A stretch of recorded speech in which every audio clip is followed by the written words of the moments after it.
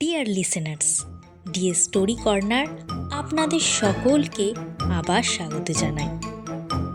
আমরা সকলেই জানি শিয়ালের গল্প মানেই তার চালাকি আর বুদ্ধিতে বাজিমাত। তবে আজ যে গল্পটা শোনাতে চলেছি সেখানে শিয়ালের বুদ্ধি নির্বুদ্ধিতায় পরিণত হয়।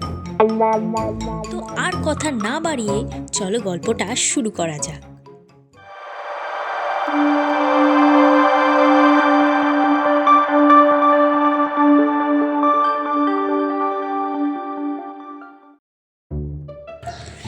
লাল ঝুঁটি, রং বেরং পালকে সজ্জিত মোরগ মশাই বসেছিল খামারের বেড়ার ওপর।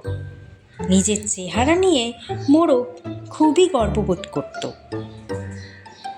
সেখানে একদিন হঠাৎ হাজির হলো এক শিয়াল। মোটা সোটা পুরুষ্ট মোরগটাকে দেখেই জিভে জল এসে গেল শিয়ালটির। মোরগটা যেন ভয় পেয়ে পালিয়ে না যায় তার জন্য শিয়াল খুব ধীরে সুস্থে হেলতে দুলতে ওর কাছে গিয়ে দাঁড়ালো।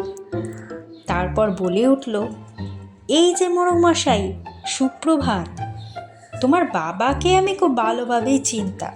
আহা, তোমার বাবার মতো চমৎকার গান নিশ্চয়ই তুমি গাইতে পারো না। মোরগ খুব গর্বিতভাবে বলল, আমি আরও অনেক বেশি ভালো গাইতে পারি। শিয়াল বলে উঠল, তোমার বাবা দু চোখ বন্ধ করে মাথা উপর দিকে তুলে এক আলাদা ভঙ্গিতেই গান শুরু করতেন। সেরকম গান আমি জীবনে কখনো শুনিনি। মোরগ বলল, আমার বাবা যা করতে পারতেন আমিও তা পারি। মোরগ গান শুরু করার মুহূর্তেই শিয়াল এসে এক লাফে তার ঘাড়টি ধরে জঙ্গলের দিকে ছুট লাগালো। মোরগ ভাবতে লাগলো, এবার বুঝি আমার প্রাণটাই গেল। শিয়ালের খোসামুদিতে কেন যে কান দিতে গেলাম। খামারের মালিক আর লোকজন দেখতে পেয়েছিল যে একটা শিয়াল তাদের মোরগটাকে নিয়ে পালাচ্ছে। তারা লাঠি সোটা নিয়ে শিয়ালের পেছনে দৌড়তে দৌড়তে চেঁচাতে লাগলো, এই শিয়াল, শিগগির আমাদের মোরগটাকে ছেড়ে দে।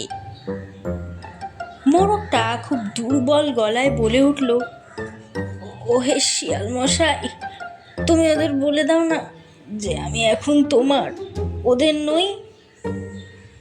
শিয়াল সঙ্গে সঙ্গে পেছন ফিরে চেঁচিয়ে বলল, এই যে বুড়ো, এই মোরগটা এখন আমার, তোমার নয়। চেঁচানোর জন্য মুখ খোলার সঙ্গে সঙ্গেই মোরগ ভায়া ছাড়া পেয়ে উড়ে গিয়ে একটা গাছের ডালে বসল। খামারের লোকজনও কাছে এসে পড়ায় শিয়াল নিজের প্রাণ বাঁচানোর চেষ্টায় দৌড়ে জঙ্গলে ঢুকে গেল।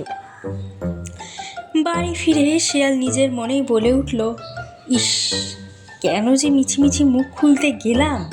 চুপ করে থাকলে এখন মোরগটাকে আরাম করে খেতে পারতাম। শিয়ালের এই নির্বুদ্ধিতার গল্প শুনে আজ তোমাদের কেমন লাগলো তা অবশ্যই আমাদের কমেন্টের মাধ্যমে জানিও।